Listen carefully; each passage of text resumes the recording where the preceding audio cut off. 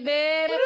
Sejam bem-vindos a mais um Pubcast na nossa casa. E vocês já sabem, quando a gente tá aqui em duas na mesma câmera, tem convidada especial e essa aqui, ó. Nossa, alto nível. Tô com frio na barriga. Ela que escuta todos os nossos podcasts. Ela escuta. E ela manda feedback. Assiste Ela todos os nossos vídeos. E ela é da ligação, ela não é do Zap. Exato. No meio da tarde toca meu telefone, quem é? Que insight. Exato, bem-vinda, que insight!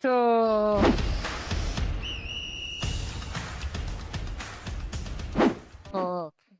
Gente, que honra ter essa mulher aqui, pois ela revoluciona o futebol feminino no país, certo? Certo. E hoje, tem que falar o cargo dela, tá? Ela é diretora executiva do Departamento de Futebol Feminino da Federação Paulista de Futebol.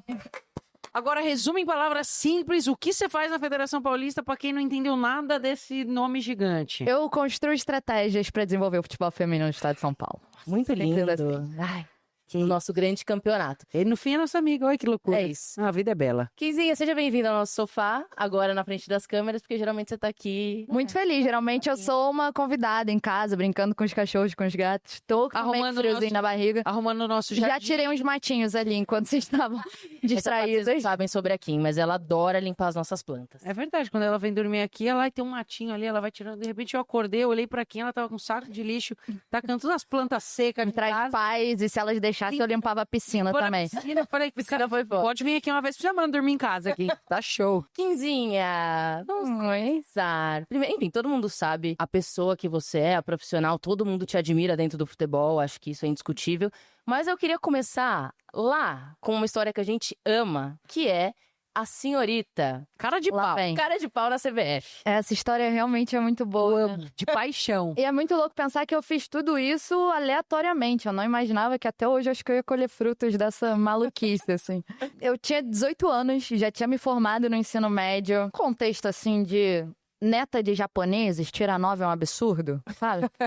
Então, quando eu terminei o ensino médio, eu falei assim, galera, já, ó, passei aqui na universidade, escolhi começar só no segundo semestre, deixa eu ficar 6 meses à toa. Já estava estudando e morando sozinha no Rio. E uma coincidência muito boa, meus pais moram até hoje em Teresópolis, casa da seleção brasileira. Exato. Então, um belo dia, março ou abril de 2014, estava vendo o Globo Esporte. Eu acho que era o Eric Faria ao vivo, falando que a Granja estava reformada, pronta para receber os jogadores na Copa de 2014. Aquilo me deu um estalo. Eu literalmente fui até a Granja Comari. Para quem não conhece, o CT da Seleção Brasileira fica dentro de um condomínio de casas, até meio chique. Então tem uma primeira entrada que é a dos condôminos, dos moradores, e depois tem uma segunda guarita, que aí sim é a segurança privada da CBF. Então eu passei pela primeira guarita falando que eu tinha uma reunião na CBF. Imagina, não conhecia ninguém. E ninguém checou essa informação. Ninguém checou, falaram, beleza, vambora. E na segunda guarita, a hora que o cara olhou a placa do carro, meu rosto, meu nome, falou, quem é você? E tudo que eu sabia é que quem mandava na Granja, naquela altura, era um coronel. Falei, eu vim falar com o coronel. E aí o cara só respondeu assim, qual dos dois? Eu não sabia que eram 2. Eu falei, o que me receber. Falei, o que me receber. E eu acho que esse jeitão meio espontâneo fez realmente o segurança gentilmente ligar pro coronel. E ele falou, tá bom, manda entrar, deixa eu ver o que essa menina quer. Então eu que tava sempre acostumada, assim como meus amigos, a gente cresceu lá olhando a Granja, né, da grade, vendo os jogadores e jogadoras. Foi a primeira vez que eu passei realmente pela guarita, subi até o hotel. E fui lá conversar com o coronel, era o Alcoforado e Pitaluga, agradeço a eles até hoje. E eu falei pra eles com a maior cara de pau de, cara, eu não quero ver jogadores da grade, eu quero ver jornalistas na coletiva, posso ser voluntária? E aí ele falou, esquece. Mas eu acho que ele apreciou, assim, a coragem e tal, aí ele me chamou, falou, vem comigo. Aí a gente foi andando até a beiradinha, assim, do hotel da seleção, aí lá embaixo os campos, ele falou, tá vendo? Ali vai começar a ser construída uma estrutura onde vai ser o Media Center.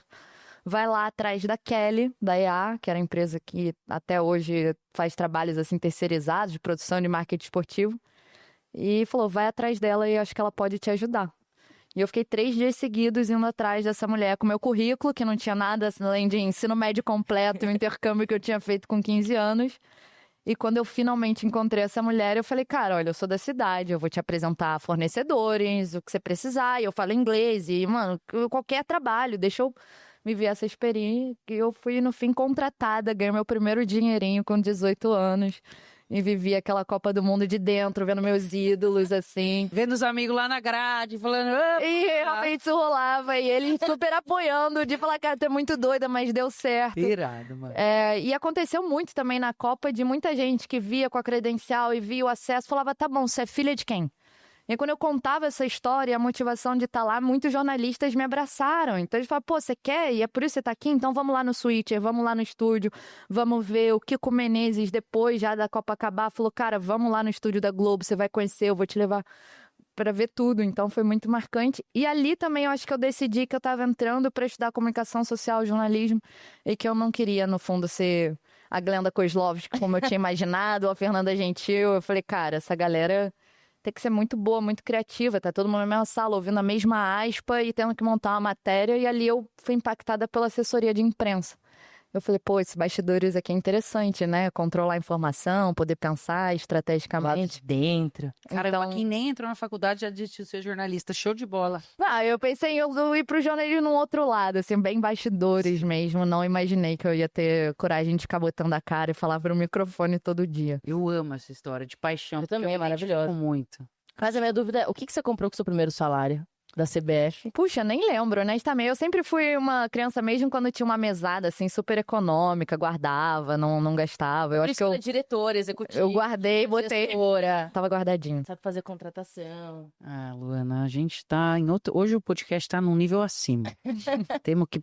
Deixa eu até arrumar uma postura. Pena que eu não pus camisa branca também, no Casual Friday, pra conversar. Não, eu super teria vindo de camiseta, tá? A gente sabe. Vocês sabem. Mas é que ela saiu da federação. É, E lógico. ela veio pra nossa casa. Quando ela vai tomar cerveja, comer pizza. Aí que é o mais legal. Kinsaito. O que você quer saber da vida de Kinsaito? Ué, você... Eu fiz a primeira pergunta, achei que você ia continuar. Eu tenho muitas curiosidades, assim, Kim. Depois que você, enfim, passa esse período da CBF como primeiro trabalho ali na cara de pau, mas você decide trabalhar com a comunicação voltada para uma parte mais estratégia, né? Nessa experiência, você também comentou comigo uma vez que você conheceu o Vitor, que era o grande assessor lá da CBF, ficou antes e tudo mais, que depois foi trabalhar com o Ronaldo, e você segue esse caminho do lado dele. Em que momento você olha para aquilo tudo? A gente tá falando de 2014, o futebol feminino, ele basicamente não existia. Já tinha existido, parou, né? Em que momento você olha para aquilo tudo, pra sua vida, tipo, tô estudando comunicação, tô num emprego e tudo mais, mas eu quero falar de futebol feminino. Eu acho que a consciência mesmo disso veio a partir do momento que, quando eu falo de colher os frutos, né? Em 2015 eu tinha entrado na PUC-Rio, estava estudando, já logo me envolvi com atlética e, enfim, praticava muitos esportes na universidade. E àquela altura, assim, primeiro ou segundo semestre, uma pessoa da CBF me ligou falando, cara, a gente lembra de você na Copa do Mundo no ano anterior, vai abrir uma turma de estagiários na CBF, a primeira turma vem aqui fazer a prova. E 6 pessoas passaram, 2 mulheres, 4 moleques, e eu tava lá entre elas, junto com a Fernandinha Fiuza, que hoje tá no Google. Enfim, foi incrível a gente viver isso juntas. E eu era muito caçulinha perto deles, que estavam já em outros períodos também de jornalismo. Então ali eu tenho uma primeira oportunidade, acho que, de compreender o futebol no seu nível nacional mesmo, por mais que fosse estagiária, acho que aquilo trouxe uma consciência bem ampla. Tinha um momento muito político também ao redor do futebol brasileiro, então foi super importante já perder um pouco dessa ingenuidade, entender como tudo isso rolava ali dentro, em momento de bom senso e de investigações e coisas assim. Então acho que foi super importante mesmo ver o que acontece. E dentro da CBF, aí eu passei a ser a estagiária que pedia para cobrir futebol feminino. Então, a Copa do Brasil, que agora voltou, cara, eu tava lá na última final, cobrindo, tirando foto, arbitragem feminina, quando a Edna, a Neuza estavam só treinando na Granja Comari para um dia conseguir a insígnia FIFA, eu tava lá tirando foto delas. Então, acho que de uma forma muito natural, assim, eu comecei a me interessar não só por futebol feminino, mas fazer cobertura de mulheres no futebol. Sim. E, infelizmente, assim, a CBF não quis, naquela altura, aproveitar e efetivar os estagiários, então não houve essa continuidade, né? Mas dali eu já saí meio que fazendo uma reflexão de, tá bom, passei os últimos 2 anos vendo muitas matérias, sempre ainda esse contexto 2015 a 2017, fazendo referência, assim, manchetes mesmo. Marta, Formiga, Cristiane e companhia. E não se falava muito dessas outras atletas. Então, eu realmente saí da CBF e já fui procurar o Vitor Rios, que já tinha passado muitos anos na CBF também. Eu o conheci na Copa de 14 e ele estava trabalhando para o Ronaldo. E eu falei, mano, eu preciso de estágio, ainda preciso honestamente de crédito também, atividade complementar. Então, bora aí, o que eu posso fazer nesse papel de estagiária do Ronaldo, mas em que momento a gente vai poder também profissionalizar comunicação, assessoria de imprensa, relações públicas para as atletas? E naquele momento, olhando para a seleção. E o Vitor e o Ronaldo abraçaram, falaram, vai para cima. Então, eles também me pediram muito esse cuidado, assim, de entender o posicionamento da empresa, que tinha um perfil mais premium, e me deixar realmente ganhando casca até amadurecer. E eu fui atrás logo no início, assim, em sequência, né? A Mônica, zagueira, que tinha acabado de retornar para o Brasil depois da Copa de 2019. A Tamires e um pouquinho mais para frente a Aline Pellegrino. Quando a Mônica decide voltar para a Espanha, eu entendi que eu não tinha muito como contribuir naquele processo. Mas a Tamires e a Pelé compraram muito essa ideia, confiaram muito, assim, mesmo que eu não tivesse um grande currículo para mostrar, eu tinha muito essa certeza que dava para a gente ampliar a voz delas. E a Tamires, especificamente, eu falei, cara, vamos pensar em fases, porque hoje talvez só te procurem para falar de você num quesito maternidade. E a gente precisa te posicionar como atleta, depois como voz do futebol feminino, depois como mulher também. E a Pelé, àquela altura, me chocava muito, assim, ela tava, e me emociona muito, porque eu acompanhei a Pelé na Federação Paulista, me ligando 10, 11 da noite, contando como tinha sido o dia dela, quais tinham sido os desafios, quais movimentos ela tinha que fazer, de bater na porta de cada departamento, e poder chegar quase 10 anos depois, assim, e falar, caramba, tem uma casa inteira que, através também da mobilização dessa mulher, da Ana Lorena, da Thaís, da própria Nutti, já agora bota o futebol feminino em pensamento, de uma forma natural. Foi construído por mãos muito valiosas, né, dentro do nosso esporte, na verdade. Então, foi muito simbólico, assim, esse momento de, cara, vamos dar voz a quem historicamente não teve. E a Aline, para mim, é um caso de a capitã mais longeva da história das seleções brasileiras, uma mulher negra em posição de liderança, que fez transição, que abriu muitos caminhos. Então, eu também acreditava muito no que a gente podia fazer para contar a história dela e as ideias dela. E eu acho que elas foram extremamente corajosas. E a Aline e a Tatá, assim, me moldaram também quanto visão. Um pouco mais para frente, o Mauro Silva também me permitiu fazer esse trabalho por ele. E eu fui crescendo dentro das empresas do Ronaldo. Em algum momento ele também me puxa para a Octagon para coordenar uma área de atletas e talentos, mesmo que o mundo dos negócios e fazer prospecção comercial, gestão de contratos fosse novo. Eles entendiam que eu tinha um perfil e que eles podiam me treinar para isso. Então eu ficava muito dividida assim, entre comunicação e negócios. E aí o Ronaldo fez uma loucura de comprar o Cruzeiro. E aí ele falou, porra, vamos fazer legado. E aí eu disse não. Cara, pra treinar pro Ronaldo tem que ter peito. Pô, eu precisei ser convencida. Assim. Eu falei, vocês são malucos, cara. Eu não tenho essa experiência.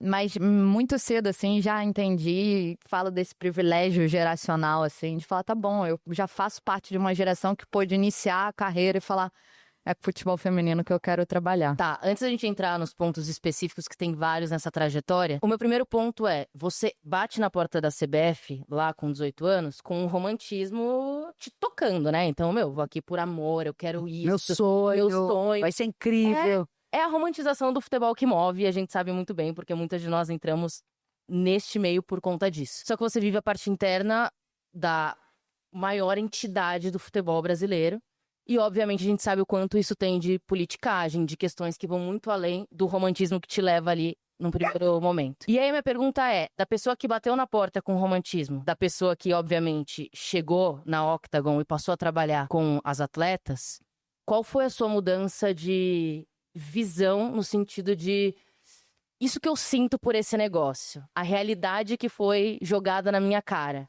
Como isso me forma como profissional porque eu vou enfrentar no mercado agora? Cara, eu faço questão, assim, de preservar uma certa inocência também. De fazer aquela coisa super romântica mesmo de criança interior, de querer transformar o mundo, e nesse caso o mundo do futebol feminino. mesmo tendo hoje esse lugar cético, pragmático, de consciência também do mundo como ele é. E também ainda assim, eu sou uma eterna otimista de tentar enxergar mesmo a parte política como tem uma finalidade também que pode ser muito canalizada para questões positivas. Tem muita coisa que acontece justamente também através da política, das relações, das conversas. Então, acho que eu guardo muito esse respeito por muito cedo ter aprendido que existe. E aí isso me deu uma chance também de refletir e falar, tá, mas eu vou preservar essa essência. Genuína mesmo de querer transformar. E até eu tenho essas super reflexões, assim, de tipo, cara, será que daqui a 10 anos eu ainda vou ter essa pureza? Será que em algum momento esse mundo, essa indústria vai, sabe, mexer com o nosso propósito? E eu cada vez tenho mais segurança e tranquilidade que não, esquece. É muito forte o que a gente quer fazer com o futebol feminino. E mesmo pode vir qualquer desafio, né? A SCAD tá aqui, assim, protestando contra desafios. A gente vai encarar, sabe? Então, acho que deu uma casca, principalmente pela consciência de que o mundo tá só melhorando. Por mais que não faltem desafios, o que o futebol feminino, mulheres pioneiras já sofreram, a gente não abaixa a cabeça justamente porque a gente tem que honrar o que elas já viveram também. Não, é verdade que quando fala dessa parte de manter um pouco da ilusão mesmo, é o que faz a gente levantar da cama, no fim, todos os dias, porque se a gente se apegar à parte burocrática e à parte difícil dos sonhos, eles não acontecem, né? Mas tem dia que é difícil, vai. Fala aí, Kim. Cara, tem dia que mas nenhum dia me derrubou, assim. Porque eu considero pragmatismo, ceticismo, e ainda se eu supero, eu vou em frente. Quase, né, Kim? Como uma eterna otimista. Tá. Tem dia que quase. Tem dia que quase, mas ainda assim o saldo... Eu tenho mais com você, Kim. Tem dia que me derruba, eu falo, não quero mais saber disso. Cara, eu fico pensando em toda a relação com a Octagon ali, não em tudo que vira depois com o Ronaldo no Cruzeiro, porque a gente vai chegar nisso. Mas a Thamires, ela é um case de sucesso, né? Até hoje, inclusive, na minha opinião. Quando a gente para pra pensar em como o futebol feminino foi construído e quanto tempo leva para as jogadoras terem um contrato profissional, serem reconhecidas, terem seus direitos reconhecidos, direito de imagem, isso tudo tem uma luta. Exato. Embaixadora de marcas. Imagina o segundo passo, que é ser uma embaixadora com um contrato anual, representar uma marca, né? Ser a imagem daquela marca. E você fala do desafio que é...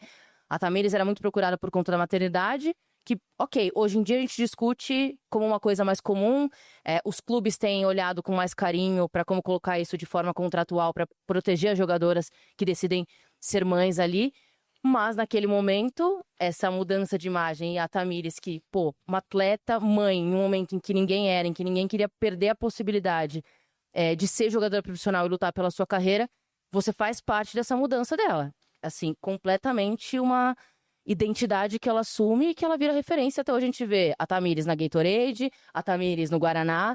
E eu queria que você falasse sobre, primeiro, como foi lidar com a questão de mostrar pra ela que ela tinha essa capacidade, porque eu acho que é muito difícil quando você é moldada naquele meio que te engole do futebol feminino pras atletas, e como foi isso do lado de case de sucesso pra vocês como agência mesmo. Com a Tatá especificamente, a gente começa com um pilar de comunicação, até porque ela foi tipo uma primeira mesmo que confiou e deixou a gente fazer um trabalho. Então, no início, foi muito assim...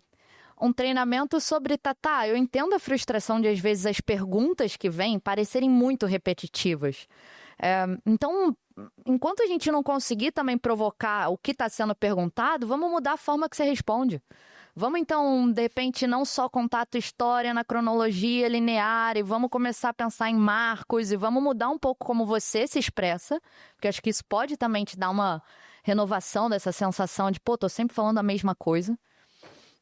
Eu tive um cuidado muito grande assim com a Tatá de tentar fazer algo muito personalizado, muito específico para ela. Então, toda vez que tinha um jogo com transmissão, eu buscava antes do jogo saber quem era o narrador, quem era o comentarista, quem era o repórter. Eu ia atrás de cada um, mandava o press kit da Thamires para tentar municiar essa galera também na hora de estar contando a história de um jogo, trazer pelo menos um fato novo e não repetir o que já foi dito na transmissão anterior. Então, acho que isso ajudou também de alguma forma. E com as marcas, a gente... Por isso, assim, nada disso seria possível se a Tatá também não tivesse uma consciência, uma cabeça tão grande. Porque a gente estava falando de uma atleta que já era titular há 10 anos de seleção. Nesse contexto ali, a única mãe. Mas eu queria muito mostrar esse lado atleta. E eu partiu muito dessa consciência dela de... Cara, tem 2 caminhos aqui nesse mato alto que a gente vai desbravar, agora pensando na parte comercial e de imagem e de negócios. Ou a gente pode priorizar o aspecto do seu ganho financeiro, geração de receitas e fazer muitas coisas mais pontuais. Ou a gente pode escolher um caminho que ele é mais longo, ele dá mais trabalho, mas ele vai te posicionar de um jeito tão sólido no mercado. E a gente adotou essa estratégia porque ela comprou essa briga de, cara, publi pontual é muito bom. Vamos fazer, não é que a gente vai dizer não para tudo, mas vamos escolher muito bem quais marcas, o que elas representam. Não é também só porque o valor é legal e a marca tem que conectar com você. Mas vamos mirar em parcerias, realmente pra você ser embaixadora, pra você representar. E aí, cara, você tem que gastar mais longos, né? sola de sapato e bater nas portas e construir, leva tempo. Mas eu, carrego muita emoção, assim, cada contrato que a gente conseguiu fechar e chegar um momento até dela se tornar um pouco queridinha das marcas, mas principalmente pelo exemplo que ela estava se tornando para outras atletas. De galera, sabe, se organizar aqui, ao invés de você ter um único representante, que ele é o teu assessor de imprensa, ele é teu empresário, ele é teu contador, ele é teu psicólogo, ele é quase teu pai. O que você vai conseguir fazer fora de campo não pode estar também personificado só no quão grande uma única cabeça que te apoia e que faz tudo pensa. Então a gente quis estruturar empresas mesmo ao redor da Thamires. E eu acho que a grande virada de chave para ela, além de tudo, foi o family office do Ronaldo, que aí era um suporte financeiro e patrimonial. Então, como você cuida do seu dinheiro, no que você investe, qual é a tua lógica de educação familiar financeira. E me emocionou muito poder ver anos depois a Thamires comprando o primeiro apartamento dela, ainda jogando. Então, cada conquista dela e da Aline, que seguiu esse mesmo caminho. Então, a gente começou com a comunicação, a gente cuidava dessa parte da imagem, dos contratos e também dessa parte financeira. Acho que montar esses tripés, e o Ronaldo foi muito sagaz de o que ele teve de suporte ao longo de uma carreira muito privilegiada e histórica, mas depois ele transformou em unidade de negócio para ofertar isso para outros atletas. Então, acho que ele foi muito inteligente também de, cara, eu tive os melhores ao meu lado, agora isso vão se tornar pilares para a gente poder atender outros jogadores e jogadoras. E cada uma delas se tornou, assim, a primeira na Octagon, a primeira no Family Office, e seguem lá até hoje. Isso tudo me deixa feliz. Eu acho, para mim, um grande case de sucesso, não só por elas, né? Tipo, mudou a vida delas, mas como um espelho para outras jogadoras. Porque, cara, a gente tem muita dificuldade em fazer as jogadoras entenderem que hoje elas são um produto extra-campo. Então, a gente já tem isso muito forte no futebol europeu, no futebol americano, que é, pô, você é craque, seleção, tipo, todo mundo te conhece no país e você só, né, quer viver aquele mundinho do futebol, vai, treina, sai de casa. E você pode muito mais, né? Não à toa, a receita das jogadoras de fora vem muito mais de publicidades ou de valor de mercado do que de salário do time. Então, eu acho um grande case, assim. Eu queria muito que outras jogadoras procurassem e buscassem profissionais, não necessariamente a Octagon, o Ronaldo, ou coisas nesse sentido, mas ou a Kim, que agora não pode mais. Mas consultoria. Mas meu celular tá sempre à disposição, eu ajudo tanta gente, cara. Mas que pudessem procurar profissionais que pensem nelas como, cara, você é um produto muito valioso fora do campo. Então, mas eu ainda sei que no Brasil é muito difícil, né? As jogadoras demoram a entender sobre isso e até sobre, às vezes, a profissionalização delas extra-campo. Cara, eu vou ter uma nutricionista particular, um departamento físico, preparador físico, enfim, médico.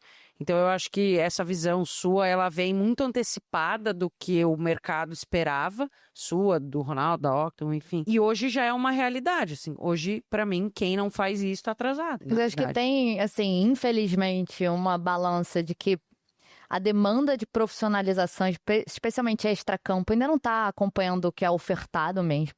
Eu acho que essas atletas também nunca foram incentivadas, né? Faltava também referências para elas, primeiro dentro de campo e agora de como construir e gerenciar a sua carreira fora. Então, acho que é realmente assim, daqui em diante que a gente vai começar a naturalizar isso. Já acho que em 5, 10 anos teve um movimento absurdo, assim, da profissionalização também dos empresários. Sim. Hoje é muito comum, assim, esses grupos que existem, além de cuidar da transferência da atleta, eles também têm a sua própria equipe de fisioterapeutas ou de preparadores físicos ou até de analistas de desempenho. Então, são sempre formas também deles tentarem dar o suporte para as atletas, ao mesmo tempo que eu acho que só existe esse serviço, assim, sendo oferecido como uma lacuna de mercado, Porque talvez o atleta esteja percebendo que o clube, de forma generalizada, entrega, mas ainda precisa dela um esforço fora de campo para se cuidar, para ser atleta. Do lado do empresário, obviamente, isso aumenta o valor de mercado em cima do atleta, que depois é um benefício para ele também. Mas a parte fundamental, na minha visão, tá 100% no clube. E que hoje a gente ainda não consegue contar com essa mentalidade dentro de muitos dos grandes clubes e dos dirigentes que fazem essa definição de estratégia mesmo. Porque é isso, a partir do momento que você coloca um atleta no seu clube e você dá um contrato curto para ela, você não dá uma garantia de que ela faz parte do seu projeto a longo prazo, de que ela tem uma segurança de que aquele lugar vai ser o emprego dela, de que ela tem um caminho para trilhar uma idolatria ali, fica muito difícil para ela falar, pô, realmente preciso me cuidar e preciso ter uma carreira longa dentro desse lugar, porque é ele que vai me dar retorno no futuro, né? Pensando justamente nessa parte de clube, sabia que eu ia fazer esse gancho, tá? Você tá muito bem hoje, parabéns. Obrigada. Que eu queria falar sobre o seu projeto no Cruzeiro, porque pra mim ele é o exemplo disso, assim, narrado no papel e que a gente pode grudar na parede e falar que ele aconteceu. Mas eu queria começar só entendendo como foi o Ronaldo chegando pra você e falando. Foi assim, sei lá, na casa deles, jogando uma sinuca, vocês estavam no escritório e ele falou, Com a voz, Quinzinha, por favor. Eu tava na casa do Ronaldo quando tem o anúncio da compra do Cruzeiro e foi ali, assim, 18 ou 19 de dezembro de 21 e honestamente na minha cabeça não tinha passado nada, assim, eu tava tipo, beleza, meu papel aqui é trabalhar pela comunicação desse anúncio, como é que a gente vai, e tava prospectando inclusive outros clientes para Octagon, para Rios, tava com esse pensamento. No início de janeiro, vem o combo, assim, do Vitor Rios, do Pedro Martins, honestamente, tudo que o Vitor me brifou é tipo, o Pedro vai ser o novo diretor executivo de futebol. Falei pra ele na hora de começar a tocar o futebol feminino pra te ligar, pra você trocar uma ideia. Então, quando o Pedro me ligou, eu passei 1 hora falando francamente com ele de futebol feminino, falando palavrão, falando as paradas que eu achava errado e não sei o quê. 15 minutos depois, ele, então, cara, isso foi uma certa entrevista e tá aqui a proposta. contratada. E se eu soubesse, cara, eu não teria também, acho que, falado com tanta liberdade. Eu acho que eles falaram assim, porra, é isso mesmo que a gente quer. Eu fiquei muito assustada quando eu recebi, assim, de falar, cara, mas vocês são malucos, eu não tenho essa experiência, eu nunca trabalhei em clube. Já é uma posição de diretora, não tô preparada. Eu realmente precisei ser convencida por eles. E o Pedro, principalmente, cara, tem uma frase dele que eu não esqueço, que eu acho que ele foi muito responsável, assim, pelo sim, de falar, Kim, olha, tudo que tiver de trava cultural para desenvolver o futebol feminino, eu vou caminhar do teu lado. E a gente vai vencer uma por uma. Então, ter o respaldo dele ali foi muito importante. E melhor ainda era, tipo, cara, você vai descobrir que contratar atleta e montar uma comissão técnica é a parte fácil do trabalho. O que a gente quer é realmente te entregar uma tela em branco, pra você vir aqui e trazer a tua criatividade de projeto, de comunicação, de negócios e fazer algo diferente. E eu achei muito legal que eles tinham uma consciência também de, cara, Kim, se a gente for contratar uma mulher que já está estabelecida em outro clube, esse outro clube vai ter dificuldade também de repor essa posição. E talvez essa pessoa já venha com alguns vícios que a gente está, cara, numa reconstrução e agora de SAF. Então, você não ter experiência e sabendo que tem o nosso suporte, é bom. Então, isso tudo me deu muita tranquilidade. Conhecia muito já dos diretores e do próprio Gabriel, que foi o CEO na época. E todos eles, assim, nesses quase 3 anos que a gente ficou lá juntos, cumpriram essa promessa de andar do lado, de dar autonomia, ao mesmo tempo que me permitiram também, às vezes, confrontá-los em algumas ideias.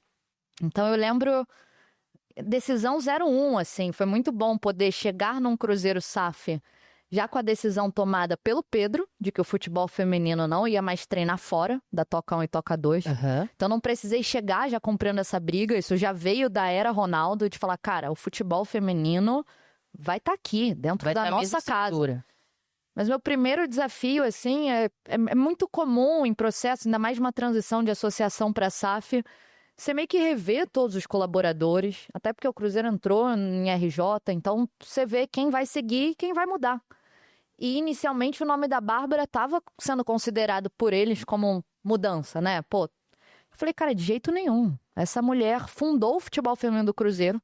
Essa mulher fez milagre, a razão da existência do futebol feminino Cruzeiro é porque ela segurou a onda no momento mais difícil. Então, se a preocupação é qual vai ser a capacidade dela de virar a chave, porque agora a lógica é diferente, cobrem de mim. porque ela precisa ficar. E vamos então agora moldar um novo mundo, vamos permitir que ela tenha agora autonomia para desenvolver estratégias que nos últimos anos tudo que era cobrado dela era a obrigação de ter futebol feminino e não de crescer e de evoluir. Então acho que foi muito legal também essa permissão que eles davam para realmente, cara, vamos fazer o melhor. E às vezes o melhor não é por esse caminho, né? Tem que assumir alguns compromissos assim que vão ter um retorno mais no médio e longo prazo. E a hora que eu cheguei tinham 6 pessoas, com ela mais comissão técnica.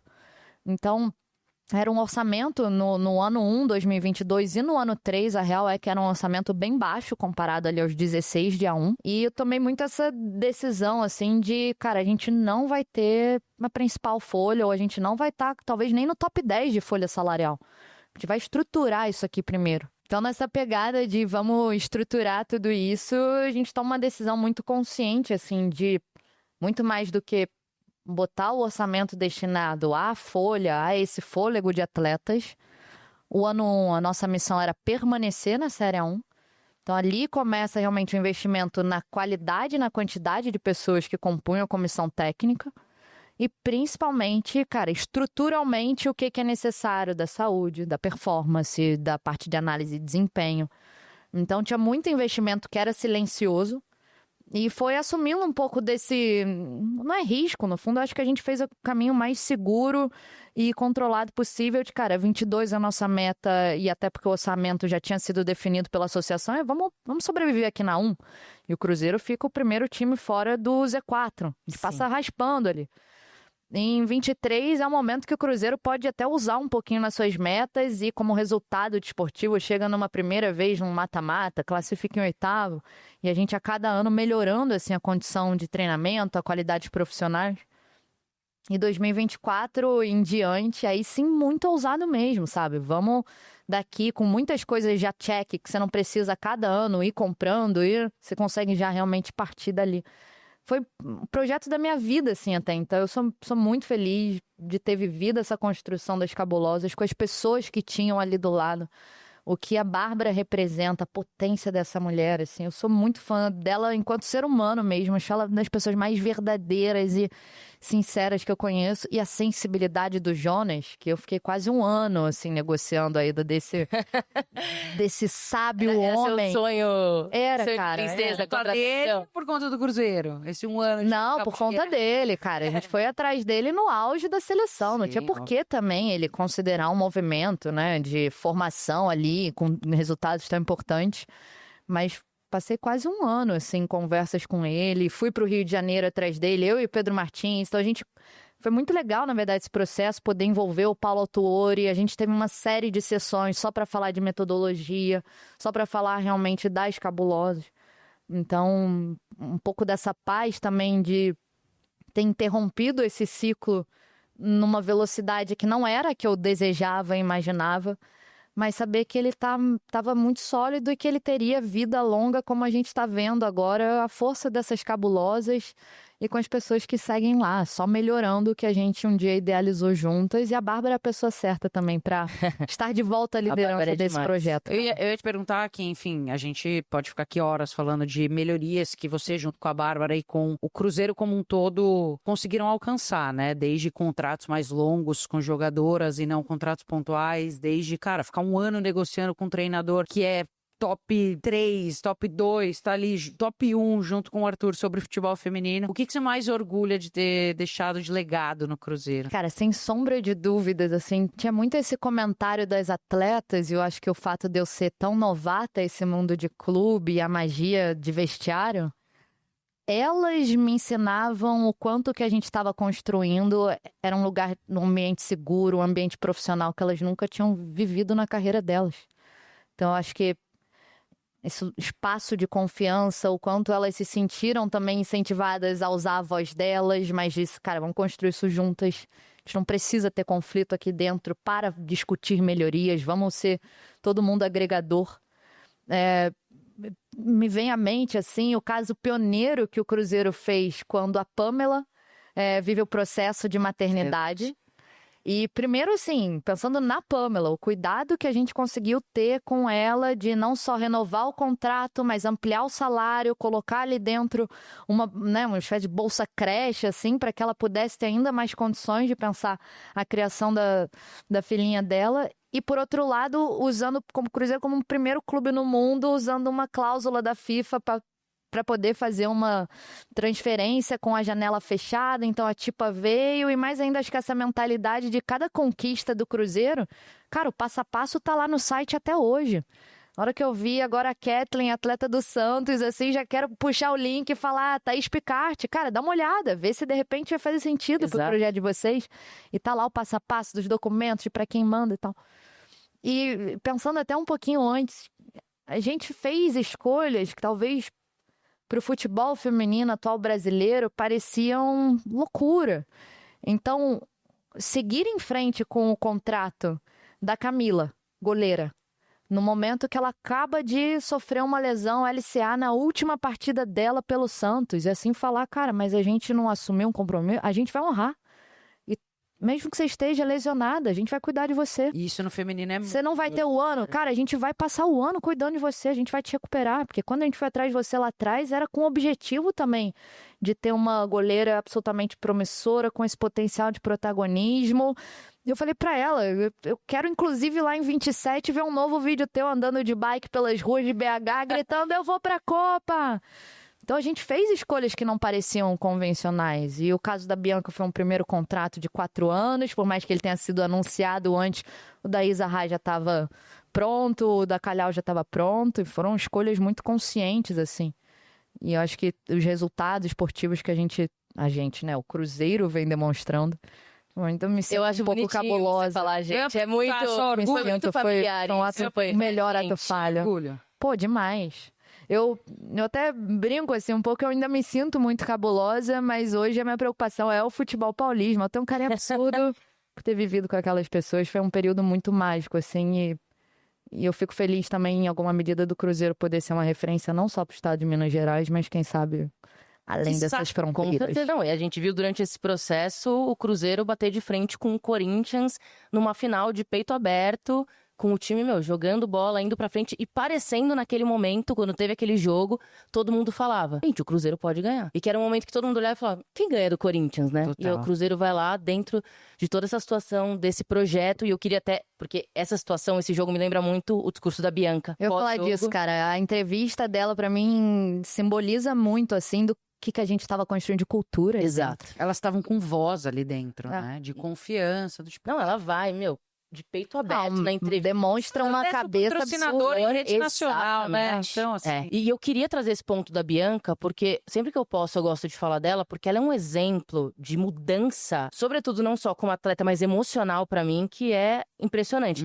A gente até separou um dado que a gente deu outro dia num vídeo, que é sobre a última Copa do Mundo em relação à saúde mental, né? Obviamente a gente sabe que os clubes têm melhorado nisso, têm buscado oferecer, mas que a FIFPro divulgou que 60% das atletas entrevistadas que disputaram o torneio, o último, disseram que o apoio da saúde mental não tinha sido suficiente. E quando eu olho pra Bianca, eu vejo a Bianca que saiu do Palmeiras. E que, cara, me parecia muito uma Bianca cabisbaixa, que não estava satisfeita com o seu desempenho, que não rendia o que podia fisicamente. E a gente olha ela no Cruzeiro, uma máquina, não só uma máquina de potencial, assim, dentro físico, esportivo, mas de voz, de liderança, de... Pô, eu mulher. Eu né? sou Eu sou a craque desse time, eu vou levar pra frente, é isso. E eu queria entender esse processo interno, porque é uma coisa que não chega pra gente, né? Obviamente não vai pra mídia, pras entrevistas. Essa evolução da Bianca Brasil. Cara, o mérito é todo dela, assim. Eu acho que a gente pôde, enquanto ambiente, mostrar pra ela que existia uma nova forma de uma atleta se sentir representada ou se sentir, sei lá, pertencente àquele espaço. Mas eu acho que é muito da maturidade dela, porque eu me recordo, assim, projetando as palavras dela de... Pô, Kim, talvez em algum momento da minha carreira, eu só ia estar satisfeita se eu entrasse em campo, eu só ia estar satisfeita se eu fizesse o gol, e talvez eu não celebrasse o time, o todo. Então, acho que ela passou muito por essa maturidade de uma forma natural e encontrou no Cruzeiro, numa mentalidade de projeto mesmo, um lugar que ia acolher o que ela tem para pensar e o que ela tem para entregar. E lembro bem, assim, eu, Bárbara, dia 31 de dezembro, fazendo essa negociação. E ela foi uma das últimas ali, quando a gente consegue fechar, realmente mostrando para ela que poderia dar certo acreditar em um projeto que parecia muito ousado também. Sair de São Paulo, a gente sabe, eu falo isso agora também entendendo enquanto federação, assim, pesa muito numa negociação. Eu vivia isso no lado de um clube de outro estado, o estadual. É muito difícil tirar uma atleta no Brasil que já está atuando no estado de São Paulo. Então, acho que ela também foi muito corajosa, muito mérito para o empresário dela que entendeu o que era esse projeto. Mas eu realmente acho que de uma forma muito natural a gente conseguia ter uns papos muito francos com as atletas de, cara, o que a gente vai te cobrar é uma postura profissional, a gente vai te dar o espaço também para você ser quem você é. Mas a gente vai fazer isso respeitando muito o processo, o clube e um ao outro. Claro. Pós-Cruzeiro, saída inesperada, né? Um pouquinho antes do tempo, como você comentou. Bagunçou sua cabeça? Porque, a princípio, né, a federação não te procura logo de cara. Você tira um tempo ali para pensar e estruturar e entender que caminho que você quer seguir. Você que, cara, não imaginava estar num clube, passou por um clube, e aí você para pensar e fala, o que eu quero fazer da minha vida? Como que Insight viveu esse momento? Eu lembro de estar num jogo das Cabulosas no Castor Cifuentes, e ali surgiu uma reunião de última hora, era final de semana, e ali a gente foi comunicado que o Ronaldo ia vender o clube. Então, dali em diante, acho que começa a mexer um pouco com a minha cabeça, vendo a transição, muita gente saiu, muita gente foi desligada, enfim, caminhos, acontece, faz parte de novos ciclos, e eu escolhi ficar. E eu tive muito esse respaldo na transição, porque eu acho que era muito claro para quem acompanha o Cruzeiro e é torcedor, o quanto o futebol feminino estava e segue fazendo um belo trabalho. E eu muito realizada. Construí, assim, essa lógica de planejamento pensando grande, sonhando grande, como era o clube, de falar, cara, um dia a gente vai estar no Mundial. Pra gente chegar no Mundial, qual é o caminho? Chegar na Libertadores. Pra chegar na Libertadores, tem que chegar na final do Brasileiro. Então, essa era cada degrauzinho, mas de uma ideia muito ambiciosa, muito maior. E eu vivi esse romantismo até de achar que, ó, meu ciclo aqui, pô, vai até 29. E na transição da gestão, eu também fiz essa escolha muito consciente de, cara, o mundo que eu vivia, tendo o Ronaldo, tendo o Gabriel Lima, tendo o Paulo André, o Pedro Martins, o Vitor, pessoas ali como chefe, isso é o Alice no País das Maravilhas do futebol, isso não é o mundo real. Então eu queria também me provar um pouco vivendo um futebol que é realmente o que é o geral da indústria. Então foi super importante, aprendi muito com os caras que chegaram ali, coisas que eu achava importante, conhecer um novo jeito de fazer, uma nova forma de pensar, até para medir um pouco do que era novo e do que eu concordava, do que não concordava, tentar aplicar. E chegou um momento, assim, com toda a franqueza, que acho que a circunstância me fez ler que talvez o sucesso do projeto das Cabulosas não poderia mais passar pela minha figura.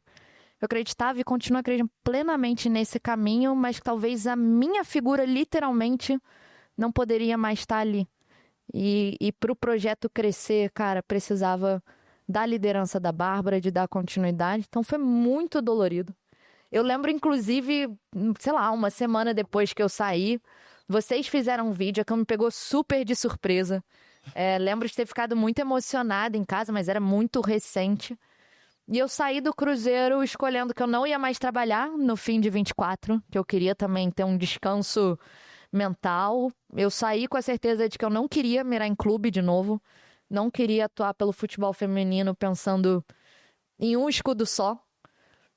Em 3 anos de Cruzeiro eu tinha tirado só 10 dias de férias, então eu falei, cara, deixa eu ser um pouco jovem também.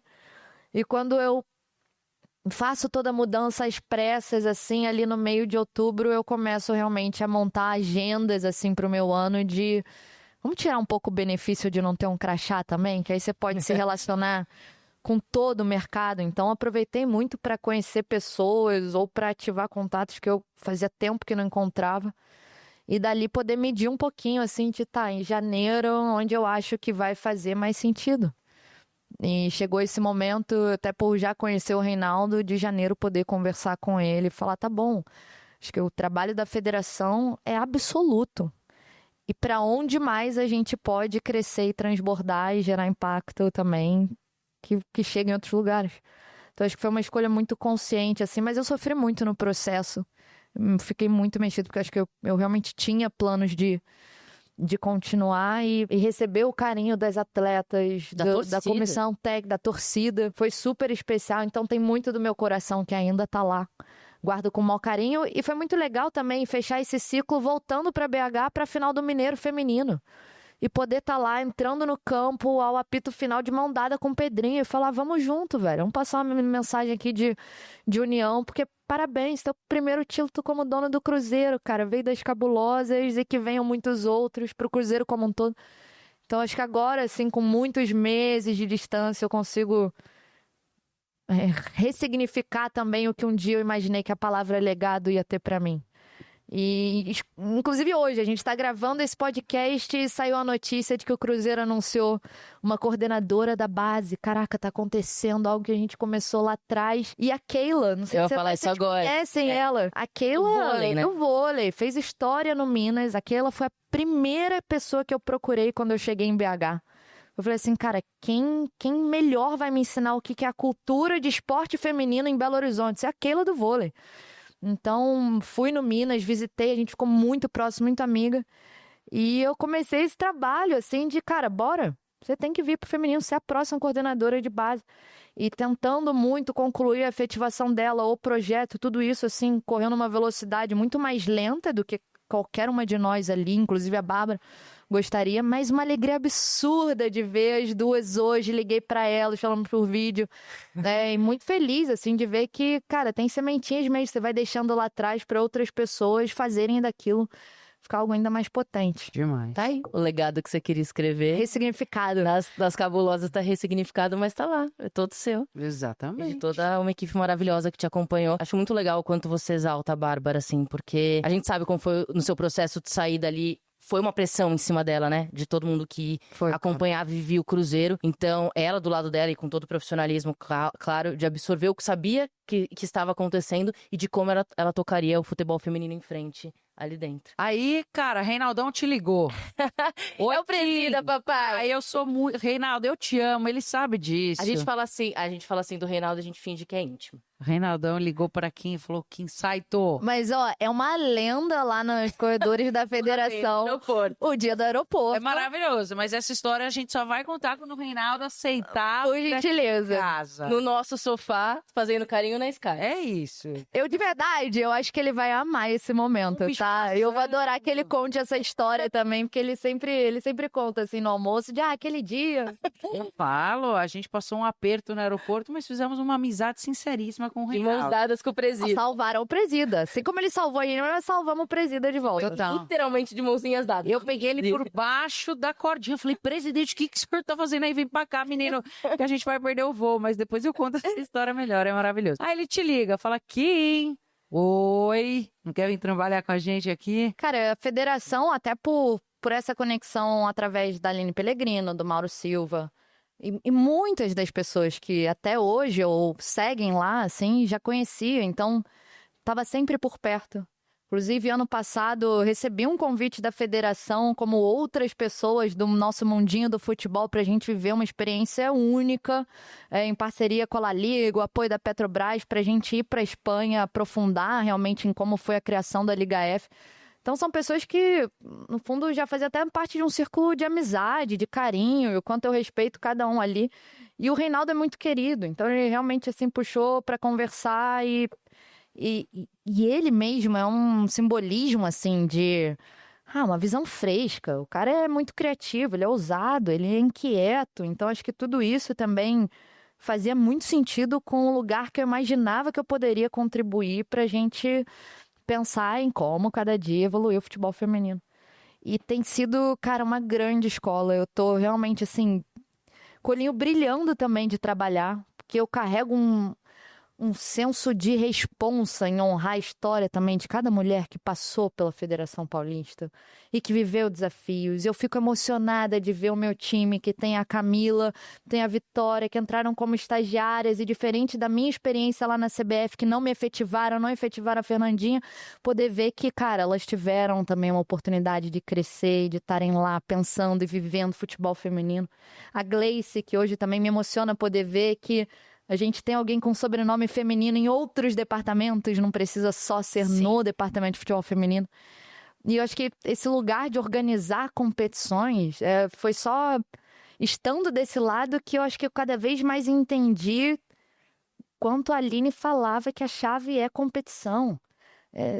Você ter a referência de uma menina, um talento sendo ídolo, cara, ela precisa ter um clube que vai trabalhar no dia a dia, esse clube precisa ter competição para jogar.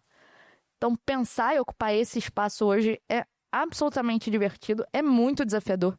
Tem muito, muito trabalho para fazer. Mas, por mérito de muitas outras pessoas, esse futebol feminino paulista já está num lugar muito consolidado, com muito processo, com muito, assim, um nível de organização muito grande. Então, agora, acho que a missão que elas carregaram, que era de criar e construir coisas pela primeira vez, no nosso momento agora, ele é muito de aprimorar, de deixar ainda mais competitivo, com qualidade. Então, tá muito divertido. Eu acho muito ousado da parte da federação e eu respeito muito essa escolha, que no Paulista Feminino a gente diminuiu times, né? E isso, pra mídia como um todo, às vezes pode soar do tipo, olha lá, futebol feminino, né, para quem não acompanha de perto, mas eu fico muito feliz em ver que a federação exige coisas de alto nível dos clubes, do tipo, cara, pra gente ter um futebol bom, o futebol paulista já é o melhor que a gente tem no país, mas pra gente ter um futebol bom, não pode ser qualquer coisa de qualquer jeito, a gente tem que ter aqui padrão, pra você jogar a nossa competição, que é a melhor do estado, padrão, você tem que se encaixar nesse padrão. Então, eu queria entender um pouco como você enxerga essa blindagem mesmo da federação com o produto que tem, se você tem esperança a curto prazo de que vários times consigam se encaixar nesse padrão de alto nível que a federação vem exigindo. Cara, eu acho fantástico que a cultura que a Federação Paulista construiu é de empoderar e dar voz aos clubes e melhorar a gestão interna dos clubes. Isso em todas as categorias. Em todas as categorias. Cara, são a máxima, se você é masculino, feminino, se você é de base, se não é, assim, isso corre pela veia da Federação Paulista. E o contexto da chegada é de olhar, assim, para o ano de 2024 e falar, caramba, a gente pensou uma competição para 12 clubes e, de repente, só 11 conseguiram passar no licenciamento. Então, peraí, a gente precisa rever alguma coisa. E essa construção passa por muitas pessoas mesmo, até a gente chegar num lugar muito consciente, falar, cara, a gente precisa ir para 8. A gente precisa usar o licenciamento, que é um caderninho de regras, para subir o nível da gestão interna do clube, do que reverbera também na ponta, na atleta, na qualidade do que vocês estão ofertando para o processo de formação, de profissionalização de cada uma dessas jogadoras. E, ao mesmo tempo, né, o Paulistão Feminino, até pelo pioneirismo, 28ª edição, fica muito no holofote, mas reduzir a quantidade de clubes significou, para nós, também melhorar a qualidade do que hoje é a Taça Paulistana. Total. Então, não é só sobre você fazer o principal campeonato mais forte, você fazer todos.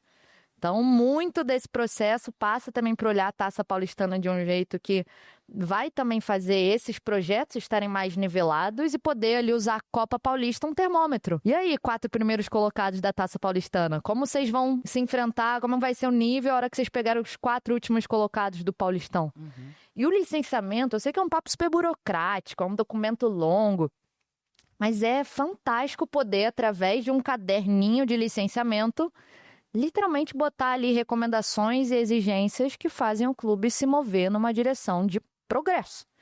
Então, já existe há anos uma exigência de, cara, você tem que ter a licença A, Pro ou honorária. Isso é básico. Cara, você tem que ter mulher em cargo de gestão. Você tem que ter mulher em cargo de comissão técnica. Você faz acompanhamento do ciclo menstrual ou não faz? Você tem GPS ou não tem? Como é o teu planejamento financeiro paulistão? Uma série de pontos ali da estrutura esportiva. Então, acho que tudo isso vai melhorando realmente a consequência do produto, de poder ver 7 marcas, a quantidade de parceiros que a gente tem para dar visibilidade a esses jogos. E, assim, base é o coração também desse departamento, poder ver sub-15, 17, 20, copinha, festival sub-12, sub-14, torneio, peneira. Tudo. É emocionante, assim, poder também pegar gráficos que mostram quantidade de atletas registradas que tinha lá em 2015, 10 anos depois você poder ver que, cara, tem uma contribuição muito direta quando você tá ali gastando tempo e energia pensando em competições. Sim. E é muito grandioso quando a gente para pra pensar num sentido de... Eu sei, óbvio, que tem a questão das coisas serem um pouco forçadas, e a gente sabe que quando a gente fala de gestão de clube, das pessoas que muitas vezes estão ali na posição de tomar uma decisão, esse tipo de regra que precisa ser seguida é o que força o clube a falar, cara, ferrou, se a gente não colocar a mulher no cargo de gestão, não vai rolar pra gente. E eu acho que quando veio a notícia, né, de, vai diminuir o número de times, teve uma questão do impacto de quem leu aquilo, de, cara, alguém precisa explicar isso melhor, porque assim, o São José que, um clube campeão e tal, tradicional, tá fora. Eu não sei o quanto isso é possível de falar, mas como é a reação do clube que fica de fora? Dos clubes que ficaram de fora de tipo, cara, realmente, a gente tem que melhorar, ou vira uma questão política um pouco difícil, assim, de fazer a gestão? Não, na verdade, tudo feito com muito diálogo e muito antes, assim, desde o início do ano. Você vai lá, convida os clubes para estarem na federação, vamos trocar ideia. Pois vamos ter um momento realmente de apresentar o que a gente está pensando. A gente, isso aqui são os pontos do licenciamento. Agora vamos marcar um dia de reunião online só para a gente fazer um workshop do licenciamento. Então o clube já fica muito ciente. Ele já sabe do ano anterior tudo que ele teve que cumprir de exigência. E ele sabe que a cada ano isso vai aumentando. E aí a gente pega o clube pela mão. A gente mostra cada ponto, cada pilar. E assim que você preenche, assim que você vai fazer, não sei o quê. E clubes vão ser 8. E a gente vai continuar aqui aprimorando não só para esses 8 que vão se classificar a partir do licenciamento, mas também essas outras competições.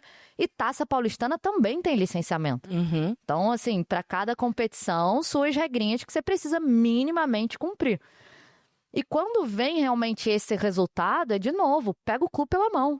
Cara, tá aqui, foi isso que aconteceu. Como que ao longo do ano a gente vai adereçar isso?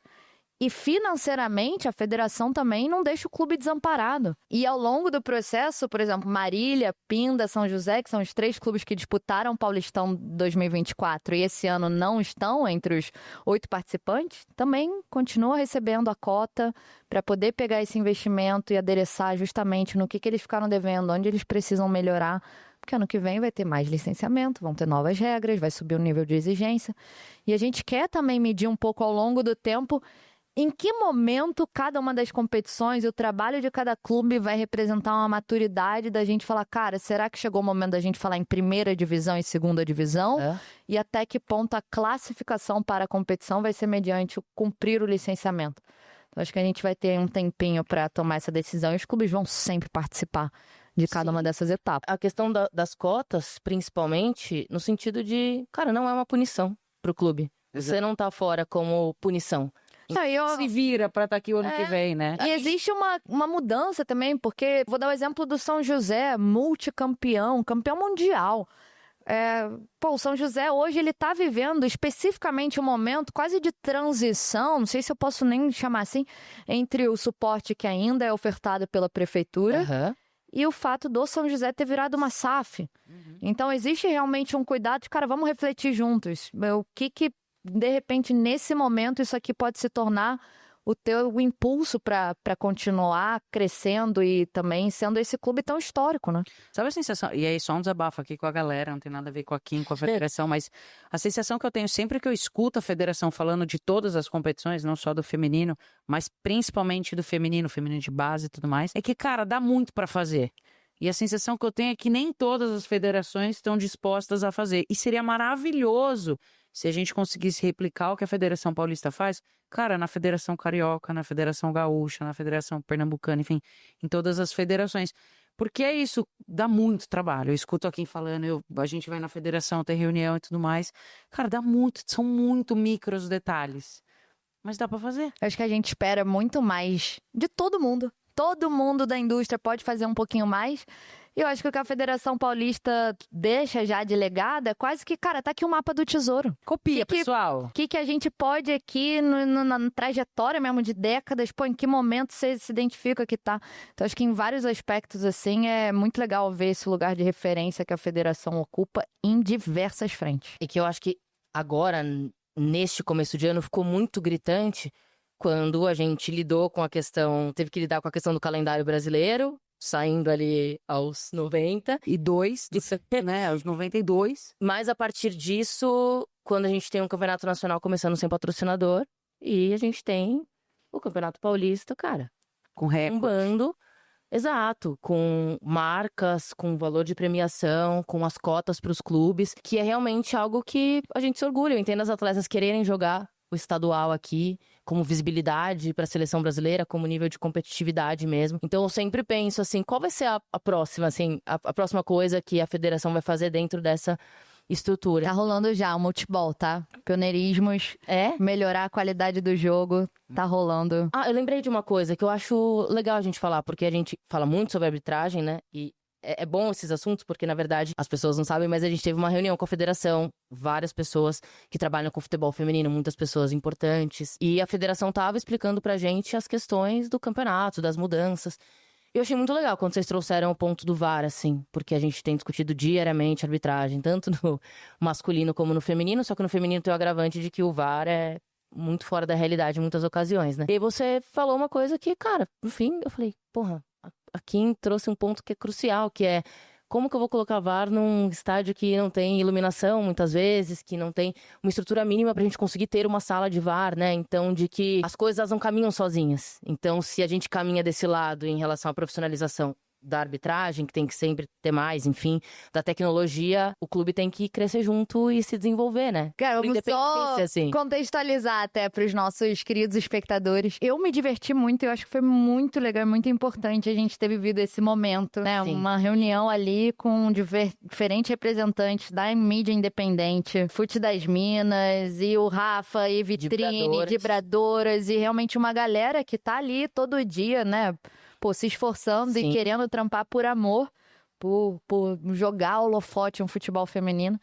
E foi muito legal poder usar realmente esse momento, esse canal, entre outras iniciativas que a federação provoca, de, cara, vamos trocar ideia, vamos estar aqui conectado, de poder falar um pouquinho assim, né? Ah, temos VAR nas semis e nas finais do Paulistão. Qual o tamanho do desafio para implementar o VAR em toda a competição? É muito grande.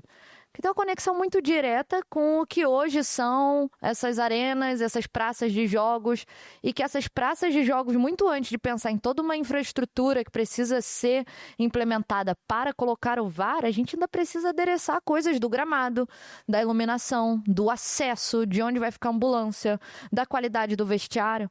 Então ainda existem algumas etapas, mas a gente fica assim, incessantemente o dia inteiro pensando como que a gente vai acelerar esse processo.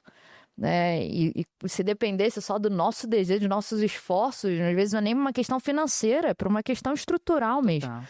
Então tem muitas coisas ainda para o futebol feminino aprimorar e desenvolver, mas a gente também não se contenta nesse lugar de, ai, cara, é desafiador, então não vamos fazer. Não, a gente vai continuar trabalhando para colocar isso de pé. E eu acho super justo e válido você explicar esse todo, porque é isso, né? As pessoas, às vezes, quando olham a notícia fria, né, do lado de fora, só leem ali e falam, ah, tá vendo? Futebol feminino, pô, tem VAR. Mas, cara, não tem VAR por milhares de motivos e tem muita coisa que pode ser melhorada para chegar no momento do VAR. Mas como você olha tudo com muito bom coração, que sabe, você admira a vida Lá vem. todo, você enxerga o futebol feminino com excelentes olhos hoje em dia. Melhoramos muito, temos muito ainda para melhorar. E como você enxerga a Copa do Mundo de 2027 no nosso país? Toda vez que eu vejo um dado absolutamente significativo de futebol masculino, também me dá um quentinho no coração, porque eu falo, aí, nossa margem de crescimento. Aí, como o feminino também tem esse potencial. Vou dar um exemplo da casa, assim. Esse ano saiu uma pesquisa que falava de o Paulistão masculino ter gerado um PIB de 7 bilhões. Cara, quando eu olho e penso isso num caminho, não é de um ano, é de décadas de desenvolvimento do futebol feminino, eu falo, cara, a gente vai ter muito também para contribuir para uma economia de um estado inteiro. E quando eu olho para a Copa do Mundo, a gente, em alguma medida, quem vive o mundinho do futefem, já considerou 2019 um divisor de águas. Com certeza. Cara, vai ser agora no nosso país. E eu tenho um olhar muito pragmático e cético na hora que eu escuto, às vezes, as definições de o que significa legado, impacto, e eu espero muito mais também dessas palavras. Então, só executar o evento, começar a botar de pé, fazer uma grande festa, receber pessoas do mundo inteiro, quebrar recorde de audiência global, lotar os estádios, pra mim isso é o mínimo. Exatamente. Eu quero me contentar com esse mínimo. Né, assim, isso aí é o nosso arroz com feijão. Eu tô muito mais preocupada em como a gente também vai saber usar essa oportunidade, cara. Isso realmente pode ser absolutamente transformador. Eu acho que do ponto de vista social e cultural, eu não lembro agora, talvez tenha sido na Olimpíada de Paris, assim, que a gente viu uma foto lá de, tipo, 2 tiozinhos num boteco vendo o jogo da seleção feminina. E talvez aquilo tenha mudado para sempre a forma como eles enxergam o futebol das mulheres. Então, acho que a gente vai viver isso no sentido, às vezes, dessa trava cultural que ainda existe aqui. Acho que tem um aspecto absolutamente positivo de, cara, imagina o quanto que meninas e meninos Brasil afora não vão ser impactados e ou vão sonhar em ser jogadora, ou vão se inspirar de ver alguém que na comissão técnica, ou vão falar, cara, eu quero ser... Então, acho que esse poder, assim, magético da Copa pode ter uma contribuição subjetiva inestimável. Mas eu volto nessa, assim, de não ter problema nenhum, ter uma paciência quase infinita de querer pegar as pessoas pela mão e falar, cara, vem junto, mas vamos ser mais exigentes também no que a gente vai se contentar com, assim, palavra legado, sabe? Quero ver muito, muito mais. Só dar uma volta inteira, assim, de Copa do Mundo de 2014. Uma das formas que a FIFA deixou legado no Brasil, e literalmente esse era o nome do programa, Legado da Copa, foi por um ano ofertar bolsas 100% da CBF Academy para clubes também do futebol feminino. E em 2015, 2016, a Aline Pellegrino estava no Corinthians. E foi essa oportunidade, através desse legado da Copa, que a Cris Gambaré falou, cara, Pelé, vai você lá na CBF Academy estudar. Foi uma oportunidade dessa que fez a Aline conhecer o Mauro Silva e dali a federação também, com toda a visão de mundo do Reinaldo, do Mauro, falar, cara, a gente precisa construir um departamento de futebol feminino. E eu acho que a gente não pode viver de casos extraordinários, circunstâncias extraordinárias. Eu quero que isso seja massificado, que seja o básico, que a gente tenha meninas jogando bola em educação física em todas as escolas do Brasil afora. Acho que a gente pode muito mais. E aí, a pergunta sobre a Kim, que é...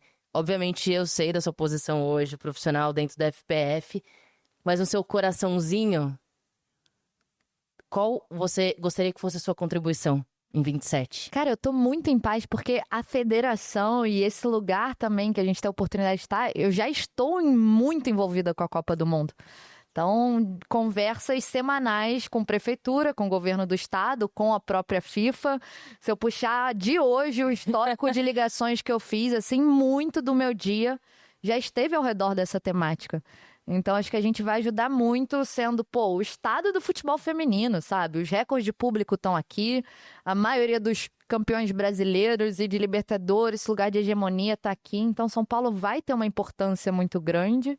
E eu espero estar aqui formando e trabalhando ao lado da Camila, da Vitória, que o nosso time esteja cada vez maior. E enquanto Federação Paulista está do lado de quem tiver também ali um papel de liderar a Copa no Brasil. Só queria destacar que ela fez reuniões e ligações para falar de Copa do Mundo e FIFA, e ela terminou o dia no nosso sofá. É verdade. Me prometeram uma taça de vinho. Eu vou cobrir depois. ó. Com certeza, Kim Saito. É muito maravilhoso sempre te ouvir, Kim, porque não só pela forma como você enxerga o mundo, com tanto positivismo. Eu admiro demais. Eu preciso, nos meus dias ruins, Eu tenho umas amigas que ficam até, sei lá, com raiva do meu excesso de otimismo, assim. Outro dia eu liguei pra Kim, a Luana com gripe, ela falou, toma um chá de não sei o que. Eu falei, gente, a Kim, ela é muito evoluída. E eu aqui já tomo um Tilenol logo, não sei. Não, minha família A Kim é tem muito um diferente. chá. Um chá de umeboshi, comenta aí se você conhece também. A ameixa japonesa, é horrível, mas é muito bom, faz muito bem. Tá vendo? Cura Ela é tudo. muito diferente. Ela é outro nível. E pra fechar, será que um dia a gente possivelmente vai ter Kim Saito com um clube de futebol? Pô, Passa sabe a bola que FC? eu falei isso hoje, eu acho que eu só volto pra clube o dia que eu tiver um clube. Conte com a gente. Kim, Já tô fazendo aqui um trabalho de décadas de captação, vou ter Isso. muita calma, acho que é algo assim, só pra mais pra frente, pra poder já estabilizar, quem sabe um dia. A gente pode fazer até uma série na Netflix. Né, já Vamos- começa a gravar agora, Nossa bastidores, presidenta. vai abrir assim, É. tipo, um dia. para de falar com roubar a nossa ideia.